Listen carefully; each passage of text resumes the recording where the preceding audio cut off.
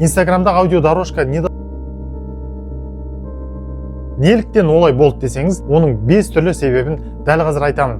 Егер де сіз де осындай мәселеге тап болсаңыз, видеоның соңына дейін қараңыз. Оның біріншісі авторлық құқық мәселелері. Кейбір аудиолардың құқықтары шектеулі, сондықтан олар белгілі бір аймақтарда қолжетімсіз болуы мүмкін.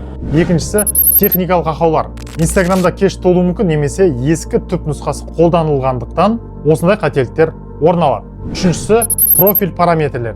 Кейде бизнес аккаунттар мен жеке аккаунттардың арасындағы айырмашылықтарда осындай музыкаға шектеу қоюы мүмкін. Төртіншісі аймақтық шектеулер. Кейбір елдерде музыкалық тректер қолжетімсіз болуы мүмкін. Бұл Instagram платформасының жергілікті заңдарымен реттелуіне байланысты. Бесіншісі музыканың жойылуы. Егерде аудио автор өз трегін белгілі бір платформалардан өшірсе, онда сізге бұл музыка недоступна болып көрінеді.